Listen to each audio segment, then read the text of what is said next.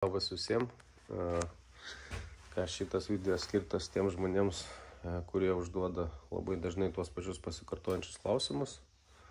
Tai būtų apie kainą ir tai būtų kiek man dasidės, kiek ten pridėsi per reguliavimą, per EcoFlash, bedino reguliavimą su dino ir taip toliau. Tai trumpai apeinam tuos du klausimus, kad kiekvieną kartą nereiktų man aiškinti tą patį. Numetu jums linką, pasižiūrėt šitą video trumpą, jeigu dar neaišku, užeinat į saitą, ten yra daug bendros informacijos, užeinat į YouTube kanalą, kurį rasit nuorodą per saitą, taip pat tenai yra, kaip pasakyti, nemažai video įvairių motociklų, galit peržiūrėti, susidarysit bendrą vaizdą. Tai pradedam turbūt nuo to, kiek dadėsi, kiek man dasidės, tai kaip pasakyti, dažniausiai atsakau, kad vienodų motociklų nėra, iš tikro taip ir yra. Tai paimkim pavyzdį gerai, tarkim, nesvarbu čia koks modelis, žodžiu, su visais modeliais yra identiškai 99 procentai praktiškai, 95 procentai va tose ribose. Paimkim pavyzdį KTM-as, ne? Kiek man dasidės. Be dino stendo jums niekas nepasakys, kiek jums dasidės. Kiekvienas mocas yra kitoks. Nesvarbu, kad tai yra tas pats modelis, nesvarbu, kad tai yra tas pats išmetimas, nesvarbu, kad tai yra tas pats oro filtras. Kiekvienas motociklas iš savęs parodys skirtingą skaičių.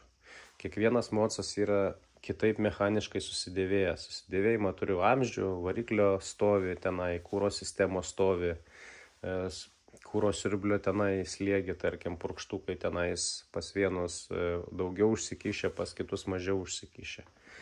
Tai kiekvienas motociklas yra kitoks. Jeigu pas jūs kaip pavyzdys, darant ant stendo, parodė 150 arklių, po čipavimo pasidarė 160 ten, ar, nesvarbu, bet koks skaičius, nereiškia, kad kitam žmogui su tokiu pačiu motociklu bus toks pats skaičius. Tai yra per daug nežinomųjų.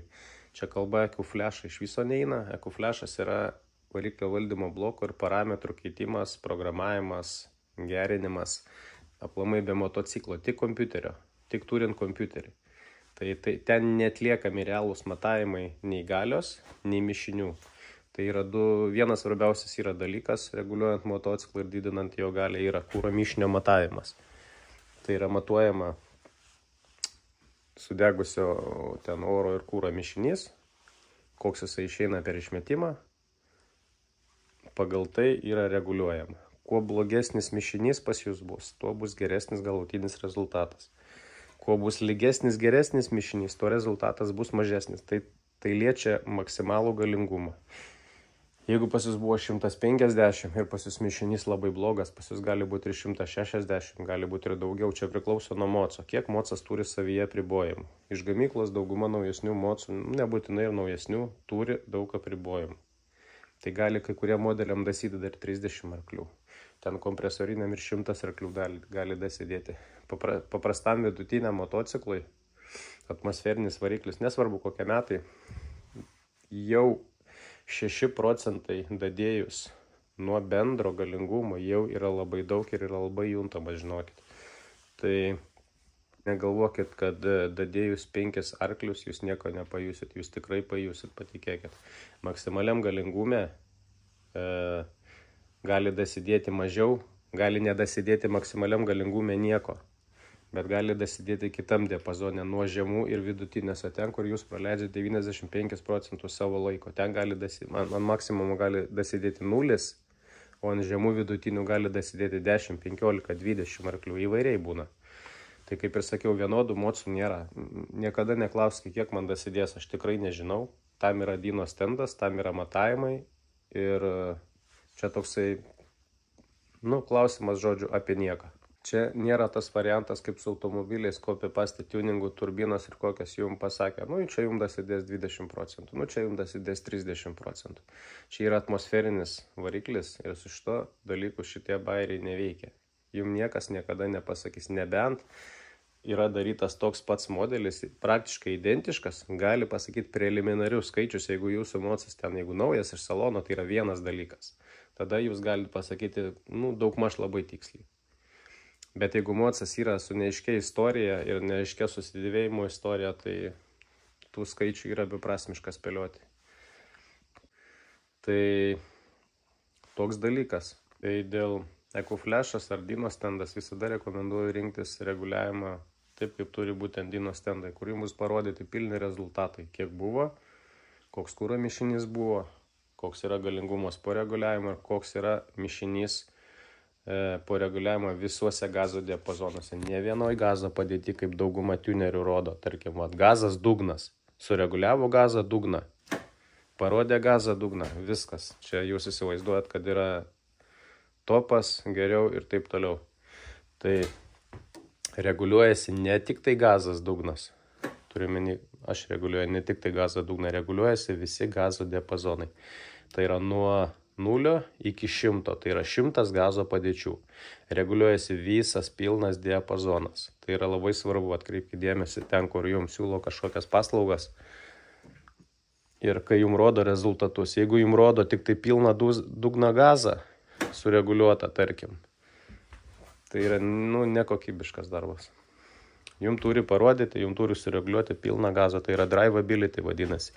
Gazą dugną gali sureguliuoti beždžionę, bet drivability, tai ką jūs važiuojat kituose gazo diapazonuose, dauguma tunerių apeina dėl to, kad tai užima labai daug laiko, daug nervų, daug pastangų sureguliuoti visą tą dalyką, kad mocas būtų geriau važiuojamas. Jūs, kaip pasakyti, jūs neužsikūrėt motociklą ir nevažiuojat gazo dugnu visą laiką, sprantat?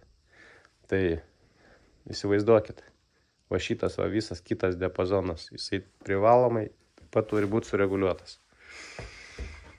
Taip pat galingumo, kaip pasakyti, tie prieaugiai, jie priklauso nuo tiek, kiek jūs investuojate motociklą taip pat. Tai yra išmetimas, tai yra oro filtras, tai yra kai kurie filtradėžių modifikacijos.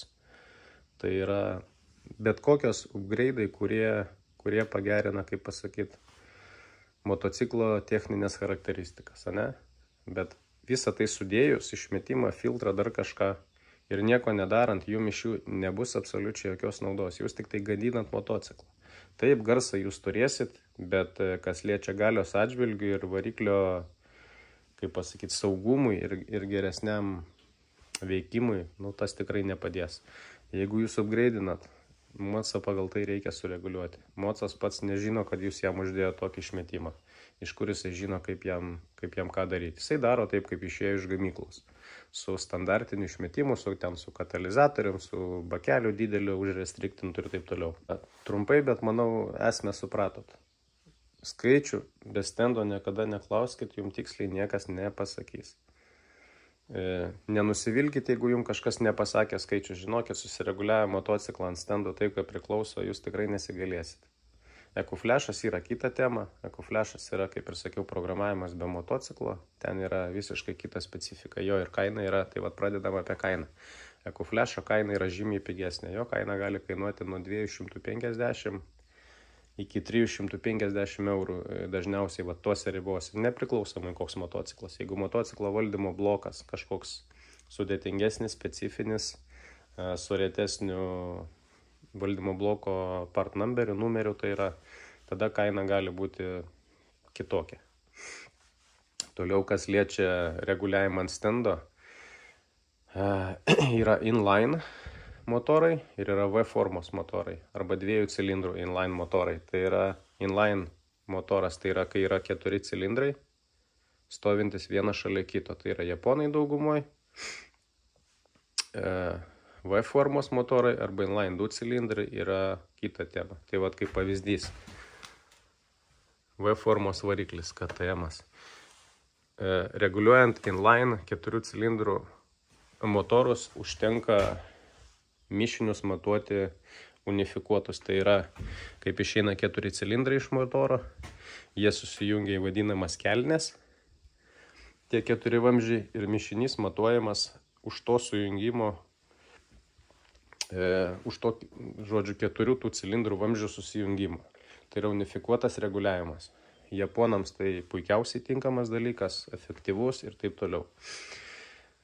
Kas liečia V formos motorus arba inline 2 cilindrai, tarkim, paimkim KTM V formą, Chopperiai V formą, ten Ducati V formą, V4, tai iš viso nekalbu, V formą po 2 cilindrus, tada inline 2 cilindrai yra.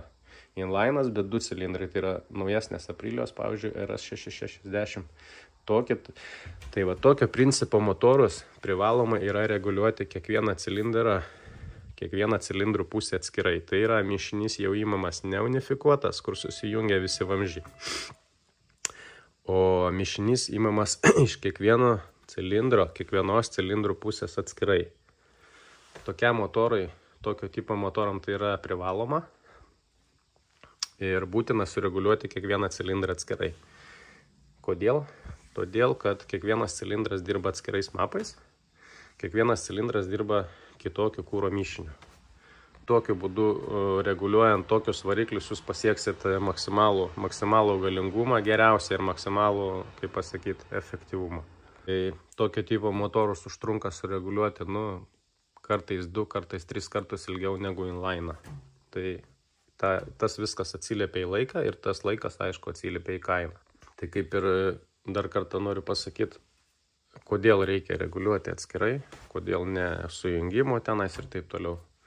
Tarkim, pavyzdys, pas jūs dauguma tunerių mėgsta matuoti iš galo. Čia va tik išo sniferį, nesvarbu koks motoras, pasimatavo mišinį, jam rodo, tarkim, blogas mišinys, ane? Ir jisai pradeda koreguoti kūrą visiems cilindrams vienodai, nors kiekvienas cilindras jisai dirba kitokiu mišiniu ir jisai reguliuoja unifikuotą, jisai dėlioja kūrą tol, kol jisai pamato, kaip pasakyti, gerą mišinį čia. Bet jisai nežino, kaip dirba kiekvienas cilindras atskirai. Tai va, tokio reguliavimo, kaip pasakyti, minusas, galima labai greitai iškraipyti kūro mišinį, kuriam vienam nors iš cilindrų gali pradėti kaisti. Kaisti gali, jeigu smarkiai bus nukrypta nuo normos, turiuomenį, gali būti ir motoro mechaninių pažeidimų atsirasti ten ir taip toliau, pradegti ten kokie vožtuvai, cilindras ir panašiai.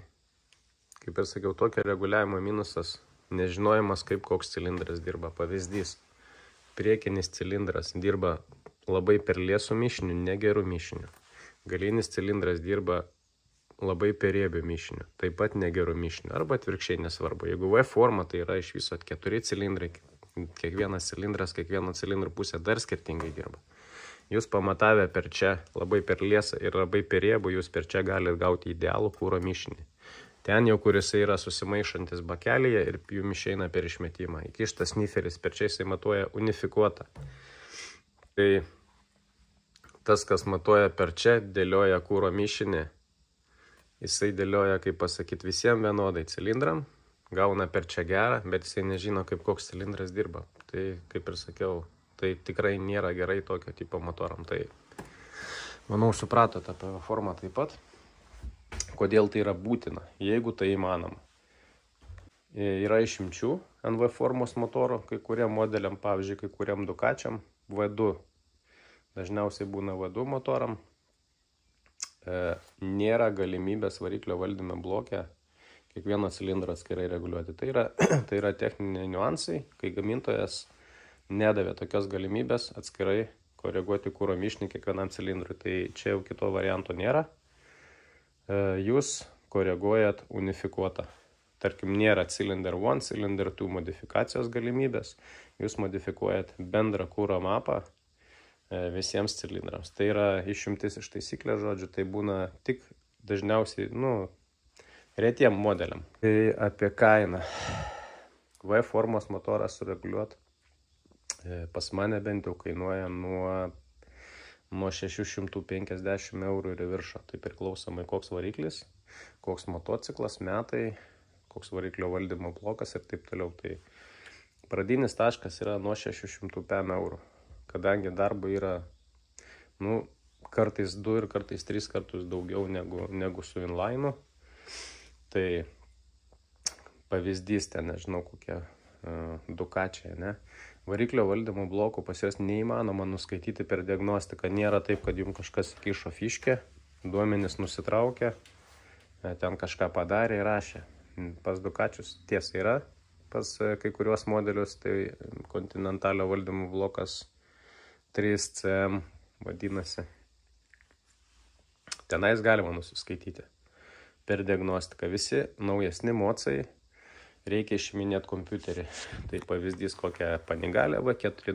Iš principo nėra labai sudėtinga išimti valdymo blokas, čia randasi šone. Papildomo mokesčio aš, pavyzdžiui, netaikau. Bet jeigu tai yra kokia multistrada ar bet koks kitas tenai motoras, kur variklio valdymo blokas yra po boku, tai yra daug plastikų. Reikia nukelinėti baką, atjunginėti kūro sistemą tenai, žodžiu, dar būna aksesuaro prisideda čia visokių, žinai, tai viskas tas yra laikas ir viskas tas kainuoja. Kuo daugiau darbo meistrų, tuo kaina bus automatiškai didesnė. Nebent jūs pats išsiardysit, atvešit man valdymo bloką, kad aš galėčiau nusiskaityti duomenis, tada jūs surenkat motociklą atgal viską ir tada atvešat arba atvažiuojat savo chodu. Viskas. Įrašinėti, modifikuoti ir įrašinėti jau galima per diagnostiką. Jau ten kiekvieną kartą ardyti nereiks, bet taip pat yra išimčių tame. Tai duomenų backupą atsargai, saugumui visada yra būtina pasidaryti, kadangi naudojant kažkokį neaišku tenai, kaip pasakyti, failą iš kažkokios duomenų bazės labai greitai galima sugadinti tą programą, sugadinti valdymo bloką, mocas neužsikurs, originalių duomenų nėra, prarasti. Tada yra ten visokie immobilizeriai, visi kiti dalykai, vinkodai ir panašiai. Patikėkit, tokį dalyką prikelinėti yra žiaurus galvos skausmas, tai bet to neišvengsi. Užlenkti kažką tai čia yra, ne kasdienybė, bet tikrai pasitaikantis dalykas. Todėl reikia imtis visada būtinai atsargumo visų priemonių, turėti visus duomenis. Jeigu kažkas atsitiko, taip jums reikės jau ten, tarkim, ardytis tą baką, atstatinėti tą kompą, bet jūs turite duomenis. Ir jau, kaip pasakyti, jums užtruks ilgiau, bet jūs jau turėsit tai, kas jums padės prikelti motociklą ir, tarkim, viską pradėti iš naujo. Tai dar kaina taip pat priklauso nuo to, kokie jūsų pageidavimai. Jeigu tai yra standartinis sureguliavimas, standartinės opcijos, tenai nenorit kažkokių, man čia ant to galios režimo padaryk taip, ant galios režimo padaryk anaip, tenai, žodžiu, man padaryk vienokią funkciją, kitokią funkciją, man padaryk taip ir taip, kuo daugiau jūs prisifantazuosit, tuo jūs daugiau, kaip pasakyti, užkelsit tą kainą. Tai kai jums pasako, kad reguliavimas kainuoja ar 500 eurų, ten ar 650 eurų, žinokit, tikrai atvirai pasakysiu, nesibaidykit.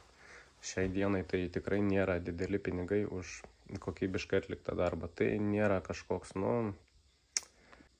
kažkoks kosmosas, nepabalevokit geriau, susireguliuosit motociklą, tai yra tikrai verta. Tiek motorui bus saugu, tiek visiems kitiem dalykam. Ir maloniau bus pačiam važiuoti, ir bus tos dinamikos, galios daugiau. Gazo, kaip pasakyti, švelnumų, motociklas taps labiau valdomas. Aišku, jūs jeigu neprašysit padaryti jį labai ten agresyvų ir panašiai. Tarkim, tai vat. Tai kainos, pavyzdžiui, gali dar įtakoti, pavyzdžiui, turbininis motociklas. Kaip pasakyti, tokio kol kas dar šiai dienai, vat kaip darau tą video, tai yra data turbūt čia jums rodys, nežinau. Kol kas Lietuvoje niekas neprašė reguliuoti ir taip toliau. Tai turbininius motociklus arba kažkokius motociklus su labai daug mechaninių modifikacijų kaina bus tikrai didesnė ir jinai tikrai bus kita. Bet standartiniai gamykliniai motociklai kainų diapazonas yra toks.